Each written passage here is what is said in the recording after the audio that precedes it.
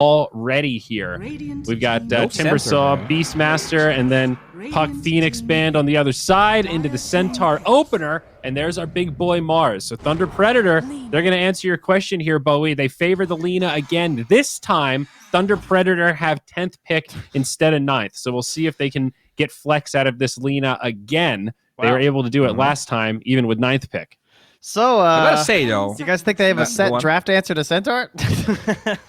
I mean, unknown, they banned the Mars, even though Centaur was on the opposite side. So I really feel like the Predator has the better idea here.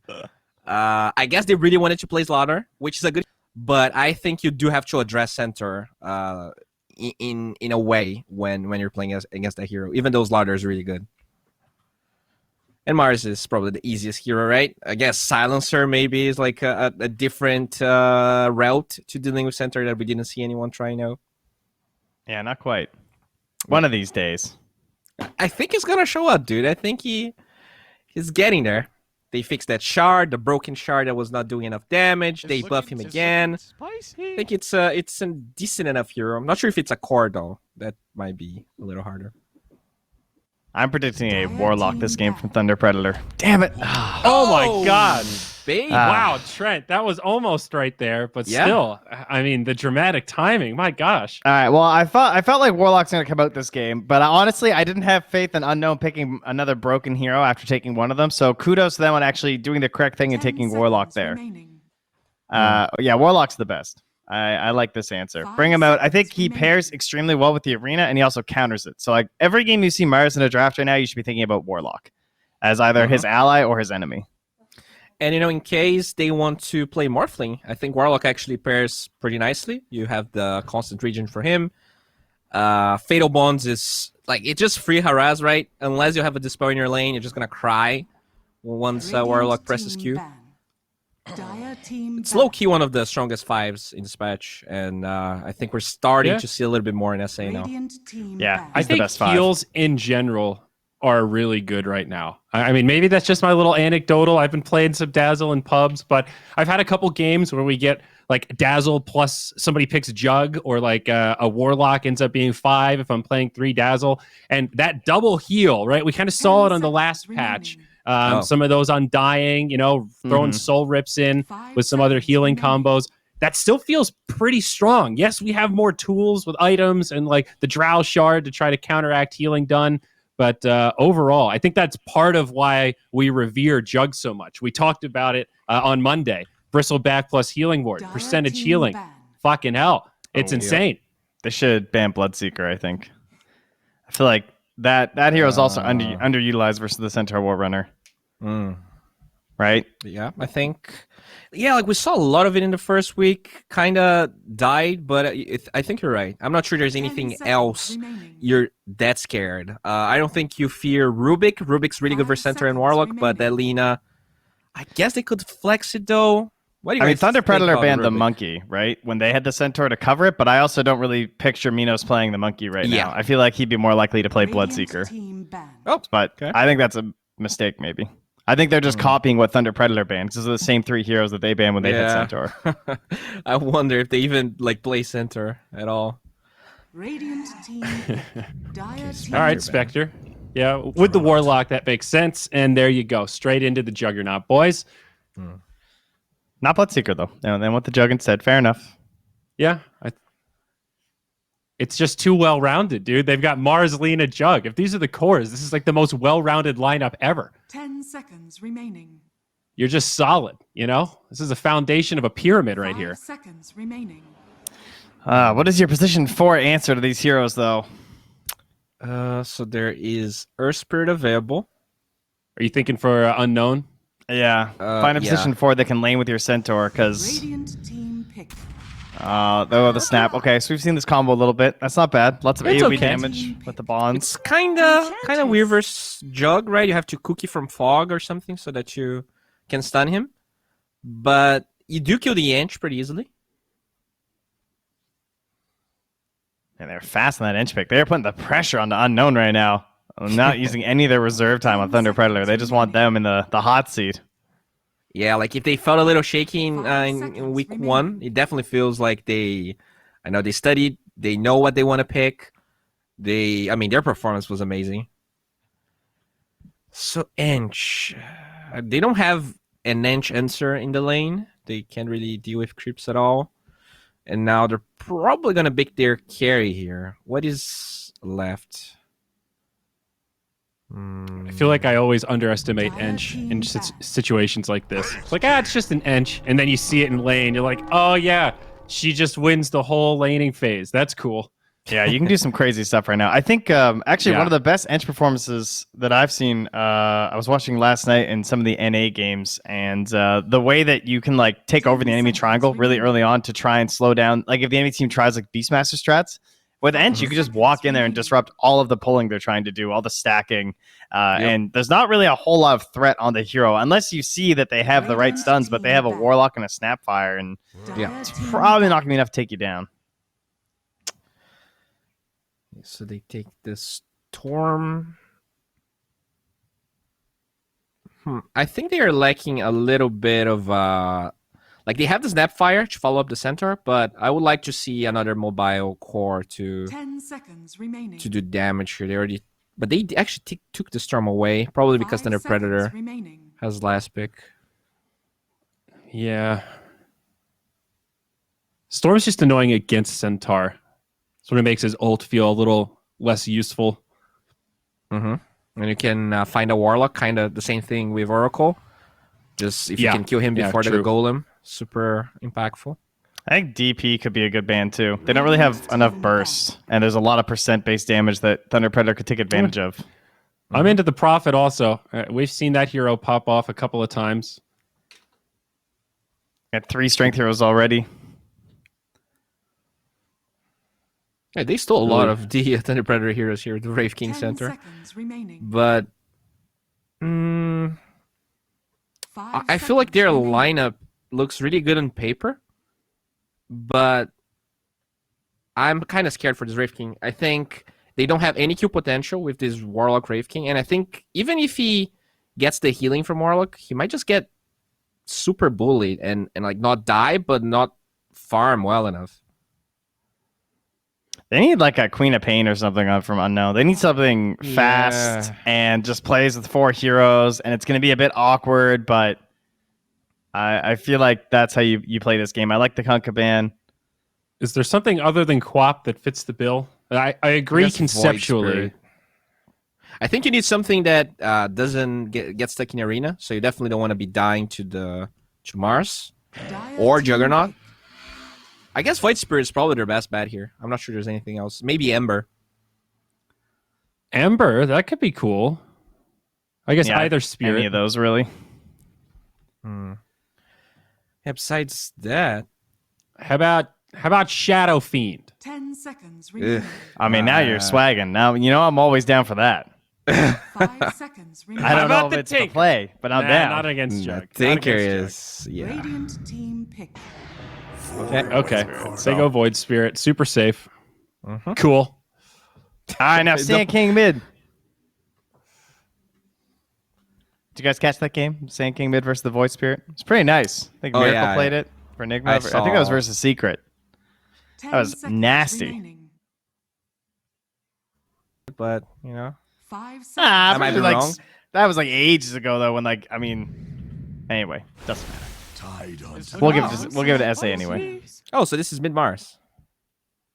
It is now, yeah, with the Void Spirit being there. Excellent rotation from Thunder Predator. I love the way Moose does this kind of drafting, though, dude. He does this in series, right? Where he second picked Lina twice in a row, and now it's an MJZ Lina, right? They switch it around a little bit. Like, you think it's going to be mid both times, and both times they do the switcheroo, and it's Frank that takes the Tidehunter at the very end. I love it. Yeah, and on the one hand, you can be like, oh, well, this can just be Lina mid because it like wins lane versus Void Spirit or does really well or whatever. But it's also just like, or we can pick a hero that can, go even or even slightly win the lane and have a faster impact and not be quite as gold reliant as it feels for the Lina sometimes. MJC, we know, already plays the Phoenix really well too. I think like Lina core versus center is really hard. You're just forced into these really awkward situations. And honestly, I was going to comment that in the DPC. It feels like Void Spirit gets trashed. Yeah, It's hard. I mean, I'm Mars really is good in interested those to melee see. matchups. Yeah. I wonder how this is gonna pan out, because even if Void Spirit doesn't die, and even though it's hard to kill the Void Spirit with Arena, I think he's not gonna farm well enough. This is gonna be. They have again a lot of tanky heroes inside of Thunder Predator. I think I'm going with TP again, guys. Yeah, and if the Warlock's run away and like healing himself, he might just get dispelled by the Ench, and the Tomb are just gonna kill him. Yes. Yes. Yeah. Depression. This Manaz Juggernaut, I think, I set up to have a pretty good lane here, but maybe cautiously optimistic for this Warlock. We'll see if some big golems can be a game changer, but now it is time for the commentary. Gary, you're up, son. Could be a quick 2-0 for you. Did I jinx it? I don't even know what we want. Do we want a 2-0 or do we want a 2-1? You tell me. He's jinxed it. Yeah, I think it's jinxed it. I think we want to continue the trend of 3-game series. We've had a lot of them here in Season 2 of the DPC, and this draft is pretty interesting, Theben. Some shades of European drafting styles here. Ench Pos4 we've seen from Liquid. Warlock we've also seen a couple of times, Liquid and European teams pick it up. This Enchantress Pos4, though, for Moose, it seems so bloody strong because she gets so tanky, like Medallion with Hood. And the fact that, like the panel was saying, this Dispel going to cause some serious issues for Unknown. Are you siding with TP again? Nope. I want to Ooh. see Unknown Warlock pop off in this game. But the thing is, who was it that did the 4-inch? It was Taiga, right? Yeah. He's playing the 4-inch. Let's see if they do this very similar build. He like maxed out the enchant and the nature's attendance, and then he just heals like crazy and just sits in the front. I kind of understand why he did it this game, because he wants to be able to use the enchant to purge off the Shadow Ward in the lane. But at the same time, if you run in with your heal and the Fatal Bonds goes on to you and it hits all your teammates, right? You got tanky Tide, you got tanky Mars, Lena's kind of squishy. Your team's gonna take a lot of damage, Gary. They are, yeah. I guess Kraken Shell can take it off, though, right? That is true. Kraken Shell can take it off. I guess you also got the Blade Fury. Maybe the Fatal Bonds is not as strong as I think it is, but I still like Unknown's heroes. They got plenty of disables. They don't have a whole lot of stuns for the Void as well in this game. So if Robo Z, like, he's been having a good laning stage in almost every single game he's played. If he can take that and maybe make a few plays with it, get himself a good early lead, I could totally see him dominating this game. Especially when you've got your off lane kind of set up already with Centaur plus Grandma, but we'll peek into top lane because the tri-lane initial setup is there from Thunder Predator. Wave is pretty close to that dire tier 1 though, so it doesn't look like they'll have an attempt on it. Gush here, yeah, they're just gonna TP out. He skilled up Anchor Smash level 1, so he's just out of there. Nice 2-hero Light Striker right bottom though with that TP Widge. into the spin onto Widge. Is that going to kill off the Snapfire? It looks like Minos doesn't want to go too far forward with Sacred. Still holding a point there. Could have got a good stomp off. Still a good amount of damage onto the Snap. Especially when they're the ones who want to hit level 2 and play aggressively off the back of it. I think Sacred would like to get a Bracer up pretty soon, so he won't be dying to just one Blade Fury from the Juggernaut. It's going to be pretty chill for now. They do have a healing stop bottom, just going to heal up the Centaur and just farm down here. I think the biggest lane to look at this game is going to be top. Tide and Ench. There's so much potential kills that could occur up here. There's a double slow going on to Teemo. Yep. Force the Shadow Word out. Just coming back to your comment though, quickly, that Bracer up against the Spin of Juggernaut, I think that's a pretty important concept, because very often we think about, Bracer makes you tanky, but it's actually the more nuanced, Bracer will allow me to survive through X spell, right? Exactly. That's it. You want to be able to have enough HP where if they unload all of their spells onto you, that you will not die, you'll be able to just back up. Oh, level 2, Centaur. Here we go. Stomp. Onto that Lena. Scatter Blast. Light Striker Ray misses. But yeah, MJZ even has a Fairy Fire still there as backup. Yeah, speaking of tanky, it's just no double edge on the Centaur. He's got that Retaliate, so that's why they don't have the entire damage up. We're probably going to see Unknown at level 3 hitting their power spikes this game on the bottom lane. Yeah, absolutely. It's a very similar concept to the double nulls we used to talk about a lot on Puck and Lena, right? Thinking about how can you insta-clear a creep wave. Double nulls allow you to do that. Yeah. Back in the day. It's all about thinking about Yeah, the little things. Now these players, you know, they calculate these things. They play, and some of them play just by feel, by playing a lot of Dota. So they really analyze the situation. Sometimes in previous patches, when people pick Lich plus Juggernaut, you would get 2 bracers on Centaur, and you can just tank through everything, let them run out of gas, and just out-sustain the lane. But nowadays, you can just go for 1 bracer and go for the hood, because it's so cheap, the hood. Yeah, it really is.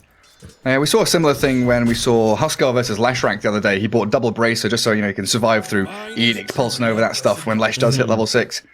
Always thinking about the little items you can pick up to bolster your laning stage. Yeah. Robots, are you going to snipe out a little bounty rune? Yep, both mid players going for each other's bounty.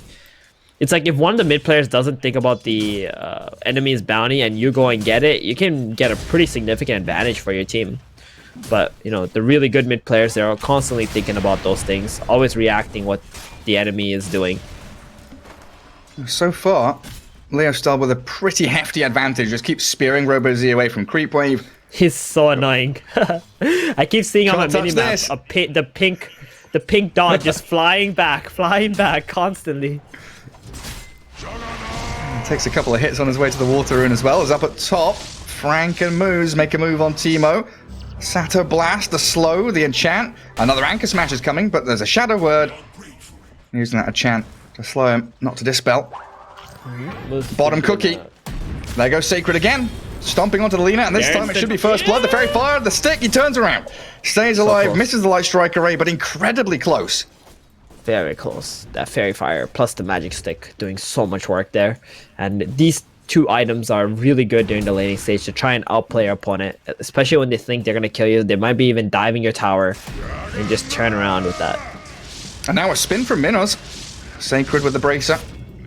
So Juggernaut knows he can't keep going for it. Just doesn't feel comfortable in these lanes though for Unknown, and that net worth lead is starting to build for Thunder Predator. As they do have, you know, 3 of the top 4 CSs. Centaur and Void Spirit struggling a little bit. Yeah, I would definitely say that Thunder Predator are outplaying Unknown in terms of just pure laning at the moment. Yeah, it's not just like holding their own. They're actually, you know, applying the pressure straight back into these lanes we'd kind of consider disadvantageous for them. And Teemo's got to be ever wary of Moose, you know, coming again into that top lane, lurking with the little troll warlord, bring out some skellies and a trap. Teemo has the help of the upheaval. SHCC slows them down. Shadow Word's up Teemo. No enchant yet again, but the Gush slow and Anchor Smash should finish him off. And Frank gets that first blood at long last. That hurts. I mean, even though the heal came out after the enchant, so it doesn't get purged off, it just wasn't enough in the end. I mean, he had 4 stick charges though on the Wraith King. Maybe he just didn't expect to die there, Gary. Yeah, the Anchor Smash did a pretty hefty amount of damage. Now it's up to level 3. And Phase Boots are going to come out for Frank. I'm so scared to check his net worth. Oh god. Oh no. Scary. Tide. He's top. You know, this hero, man, is so hard to kill if he gets too farmed in the early game. They're just going to go back again. This time it's Warlock's turn. Another Satyr. Another Blast. Anchor Smash doesn't land. They slow down the Warlock now. He pops his Fairy Fire. He does have the stick, but Tidehunter just keeps just thwacking him. He's got this massive sword. This lane from Moose and Frank has been so good, Gary. He got the medallion up on the Edge too now, so he got the double minus armor with the Gush and medallion. Oh, they dodged the cookie bottom. Yeah, MJZ managed to sidestep it, and that allows Minos to get on top of Snapfire with the Light Strike Array stopping the stomp. Juggernaut keeps on going. Doesn't have spin. He does, you're right. I don't know if he can kill off the Grandma here. Definitely going to force her all the way back to tier 1 though. Maybe a play onto MJZ with a cookie. Dodged yet again. Second sidestep in a row. And this is a lane where you would expect Unknown to get multiple kills, but they've not even managed one. The Juggernaut now, though, he pops his stick and gets off the spin. They couldn't finish him off, and now the Light Strike Array turn as Minos and MJZ pair up to kill off the Centaur in a position that really wasn't allowed. They shouldn't be allowed to do that. He outplays Gary. It's just too much. It's just too much to handle. I mean, the Centaur doesn't have boots, so he's just like walking around like a snail, trying to get him on top of these heroes so he can stun them. And they're just playing him like a fiddle. The Lina dodging the cookie, MNZ baiting the Centaur in, popping the stick before the last hit comes out. They brought the Warlock down bot. Oh, jeez. Okay. Wraith King's right. jungling now. This is all falling apart. It's 8 minutes in, and there's a 4,000 net worth lead for Thunder Predator. Every single lane has collapsed. He gets out of the arena. Leo style toying with his food in the mid lane as up at top. Frank has a Ravage here if he wants to throw it in. Teemo's still level 5. So there's the Ravage. Just going to kill off the Wraith King under his tier 2. There's no help, no backup. Thunder Predator are just steamrolling this. Jeez, this game is looking so ugly all of a sudden, Gary. Like, just the laning stage alone, it's all the small little things that Thunder Predator are doing that is outplaying Unknown like crazy. They can't even play their game anymore. Dire's middle tower is under attack. Warlock got the last hit on the Ench creep. That's something. Oh, he's going to lose his wards, though.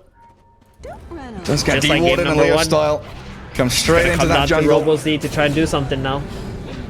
He'll try, but even this Enchantress with Medallion, pretty tanky. Maxed out Impetus can also pump a lot of damage, and RoboZ has to retreat from the trio there. And bottom, Sacred has fallen. First Omni Slash of the match. And Minos claims yet another life. This might be one of the fastest games we see in the DPC. You took the words right out of my mouth, Gary. I mean, I had high hopes for Unknown. I was like, yo, these guys, come on, get us to game 3. You got a pretty decent draft. You got good lanes, but they got destroyed bottom essentially in a lane where I think they're much stronger in. It's a Juggernaut Lina, for God's sake, Gary. They don't have any setups for each other. And they still lost against Centaur Snapfire, which you could consider to be one of the best lanes in the current patch. Yeah, they're just dropping their shoulder, pirouetting around. They are dancing around their opponents. At least now, Sacred has the hood, so he can self-sustain, stick around in that bot lane. You don't really see Snapfire and Warlock as the kind of heroes until maybe they hit level 6, that they can actually make plays elsewhere on the map. So I guess it kind of makes sense that, Snapfire's sitting top, leeching XP as best she can, hiding in that little tree line there. Warlock's running around desperately warding, try and remove any of this Radiant Vision, but it's been hidden away very nicely in some sneaky little spots. So they've got pretty perfect vision over the Void Spirit, over the Warlock. That Thunder Predator see everything that's happening on the map. Frank is just running in, like stealing Unknown's creep camps, and RoboZ's like, can I have something? Please? Nope. Anchor Smash, got it, all mine. Like, look at the way he's playing. He's just making them all look at it. And, I mean, is he going to drop the Mortimer Kisses on a Hood Tidehunter, Gary? Oh, that's a good point. A good idea? Not really, no. Well, Cookie a creep, but Leo Star's already taken that mid tier 1. And the fact that top and mid towers, 10 minutes in, have already collapsed. Top jungle's nowhere to be, as there's the stomp into Kisses. Goodbye. Finally on the board, killing off the Lina. Stampeding towards Frank now. More Kisses from Mortimer, but the Ravage from Frank catches 4 of them. In with the arena, spearing up the Centaur. They drop the Golem onto them, cooking over the arena. The Grandma does escape. Trying to create a bit of a gap between her and these aggressive Radiant heroes. That Impetus shot does not kill off the Void Spirit. They've dropped a lot here. As Wraith King, he's decided to arrive, but he doesn't get a single hit onto the Ench. He has no mana. He does have a stick. A little bit spooky there, though, for him. Very spooky there. I mean, Moose thought the Wraith King had mana, so he started moving away already. Might have been able to snag a quick kill onto that position 1. But they did get one Lina, and they had to use Kisses, the Warlock ulti, Stampede, everything for it. Yeah, I mean, Warlock doing 1,500 damage is a pretty good sign with the Fatal Bonds. They're able to do something when they are in these 5v5 engagements with their big teamfight ultis around the bonds. But the fact that that was kind of a 5v4 mid, while Juggernaut, he is racing towards Battle Fury, and the rest of his team has arrived into his lane. Sacred, slain. And that tier 1 bottom looks pretty dead to me if they want to keep on pushing. Yeah, these are the kind of games, Gary, where if you're Unknown, you gotta be like, okay, our laning was god-awful. Like, we need to get this shit down. No, go back to the basics. Think about what did we do wrong? How can we do it better in the lanes? Like, it shouldn't be this way. Frank's at it again. Frank's at it again. Leo style too. Look at Oh, these yeah. guys. It's stealing the ancients on the other side. They're like Unknown's map is just shrinking like crazy. I've got to try something. Force a fight. Stampede in. Astral Hit him Step once. onto the Mars. Arena Spear though. Ooh, And nice the Light spear. Striker Ray Chain stuns. Finds RoboZ's Void Spirit. They are scrambling for anything they can find while Minos, he's not going to spend the Omni Slash there. It is just the Warlock TPing home. A bit of room for the Wraith King though. But he's not going to go for that Radiance. He's trying to get into like an armlet build to maybe fight back a little bit. But he saved up 2,000, so it could go either way.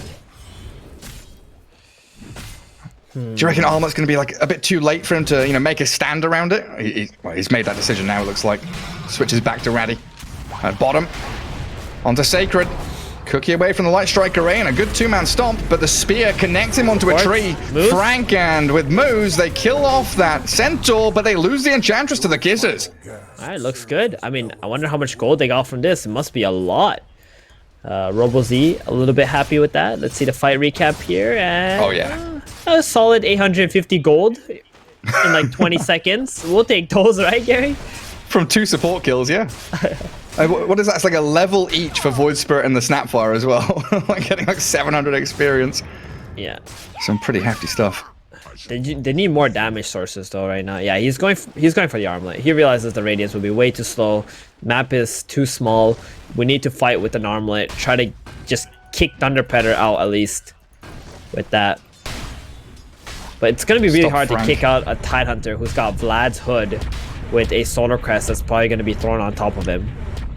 Possessed Mask as well, yeah, he's life-stealing a lot. See, right, this is the most fun part about playing Warlock, by the way. Yep, he's Is dropping the animation beat. cancelling Golem. Or he's building up the beat. When's he gonna drop it? I just accidentally dropped the Golem once. I'm so glad they fixed all the sound glitches in Dota. A couple of patches ago, there were a few spells that if you animation cancel like this, they would keep amplifying the volume over and over again. Like, Shadow Fiend's Requiem and Warlock's Golem would actually just destroy people's eardrums if you kept animation How about canceling. Treant? Oh yeah, Overgrowth, good point. Treant? Some big old spells. Mid lane Teemo. Armlet on. Level 1 reincarnation. Still looks pretty dead. Unless he can toggle himself out of here. He slipped through the trees. A bit of respite for Unknown. They can actually go and play some lanes. Push some creep waves towards towers. RoboZ gets a bit of space top. Centaur for Sacred down bottom. What's the next move for Thunder Predator? Like, they've taken out all these tier 1 towers so early on. Could they have gone Roche? Oh, the Yule's into Spear and catching out the Centaur.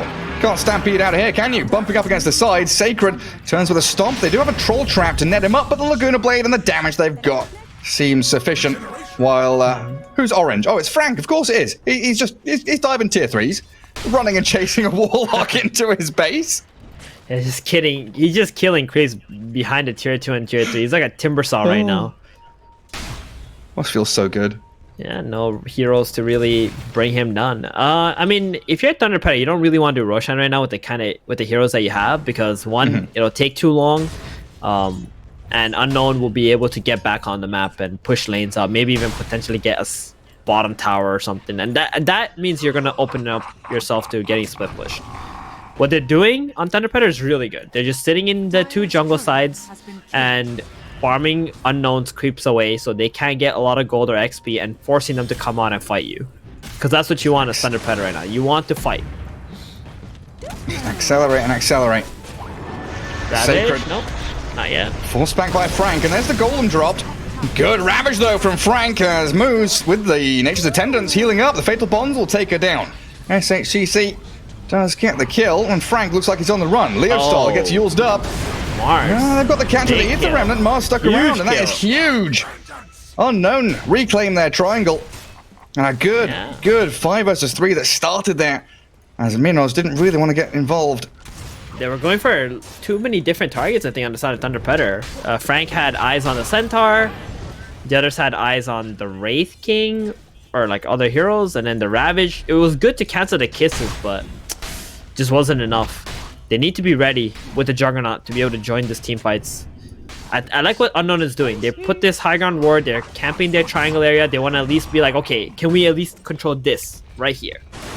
That way we can at least farm something, and if Thunder Predator come in here outnumbered, then they will die. Yeah, now knowing the Ravage is down, it does open up that bottom tier 1. Wraith King, Centaur, and Snapfire all around there. We also almost have a Solar Crest on the Snapfire. That's gonna boost Teemo's damage output a little bit too. Ravage on cooldown, Thunder Predator, they're not gonna try to defend this, they're just gonna take the Roshan instead. They got enough items and levels with their heroes to be able to do it at a decent timing. Yeah, and Frank is still out on the map, you know, pushing out mid, gathering bounty runes. He can go clear out bottom wave as well. And there is Aegis for Minos. Juggernaut with, what, Battle Fury, nearly Sanjin Yasha. Blink Yules on the Mars, and it's ready to go again. Yule Scepter into that Arena Spear. Robo-Z getting caught out with the chain stuns, and he's gone. And Frank is doubling up waves bottom. So that's going to halt the push a little bit towards their bottom tier 2 tower. And they also spot the Centaur there. Sacred slips through his triangle again. It's a very clear-cut move now for Thunder Predator, though, with Aegis. Take out tier 2s and try and force your opponents to stay in their base and hold high ground. Defend tier 3s while you hunt for these split pushes and the stragglers like the Wraith King. He's stuck around down bottom. Level 1 reincarnation. Nah, he's super He's not dead level here. 12 yet. He's going to die twice. And that is a real sad time for Teemo. Slowed down. Can't TP home. And MJZ is just going to hold that Light Striker if he tries to escape. Oh, smoked in front of the skeletons, but that's going to be okay, right? Not like Unknown can really do anything about that. It feels like a smoke to get them a better map position rather than like a gank or anything, right? Yeah. Move faster across the map. I would like to see, yeah, there we go. They're going straight into the high ground right now. The Wraith King dead and no reincarnation. They know if the Wraith King shows up again, Frank is just going to gush into a Ravage. Kill him. Be careful of shoulders. Warlock here though. Oh, Snapfire got Grandma? caught. Yikes. Oh dear. That's not a Snapfire. That's fortunate for Widge. Because they've lost their tier 3 and they need those kisses. Some serious damage does come from the snap. This just looks like a lane of barracks the way it's going, unless Unknown make a decisive move. Moose also got a hood this time around, so even if they do go with the kisses onto him this time, it's going to be harder. Probably not going to be able to bring him down. Yeah, this is the build we've been seeing from Tiger. Solar Crest Hood becomes almost impossible to kill with Untouchable. And a free lane. Frank's going to cut bottom, so that can open up the tier 2. Juggernaut clears top wave, and it just is very, very systematic from Thunder Predator, knowing exactly what they need to do. And Minos with the Aegis just frontlining right now as Unknown. They are moving into position to try and fight. Frank just walks straight up high ground. Stomp, double edge, doesn't care. And the rest of the squad, they can make their decision. Do we go hunting, or do we go killing towers? They're smoking on Unknown now inside of their own base. And Frank is like IDC mode. This is actually what you call IDC mode from Frank. Yeah. Stampeding onto him, but they've been ravaged up. They've got the Arena on Robo-Z. He's going to dissimulate away, but they've already lost Sacred. Laguna Blade onto the Warlock. He didn't cast a spell after the Golem was dropped. No Fatal Bonds, no Upheaval. The Yule's onto Leostar. Doesn't care because Robo-Z speared up against the side of that cliff. And the kisses not landing. Probably means Unknown are getting ready to call the G's. Leostar's is going to go jumping up to high ground, looking for Widge. Push the tier 2 and go for tier 3 barracks again. Dire's bottom tower. All the while, Wraith King's trying to buy a relic. Dire's bottom Good luck, Teemo. Oh man, this looks like a pub game right here, Gary. You got the carry, just like farming in the jungle. It's like GG end. Go throne, no death. Yeah. The supports, they're all still trying to do something. They are definitely deafing. Oh, jeez. Oh, that Omni Slash. Minos, he basically 1v3'd them.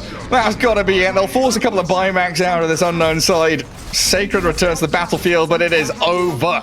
22.5 minutes. Thunder Predator putting on a clinic against Unknown. you know, Gary, I was like, yeah, your draft looks good. At least the Centaur Snapfire is gonna win their lane, right? There's a Juggernaut Lina. A Juggernaut Lina! But, you know, Thunder Predator players are just way better in terms of understanding how lane mechanics work, how the timings of your enemy is, and they just didn't lose a lane that they're supposed to be losing. And they won 3 lanes at the end of the day on Thunder Predator. Completely stomped this game. That's what normally happens when you win 3 lanes. And pretty rough for Unknown to play against one of the top teams so early on in the second season of the DPC, but Thunder Predator definitely just continuing on this streak, looking pretty damn good. Boys on a panel, Thunder Predator, you know, Beast Coast along with them, looking like they are close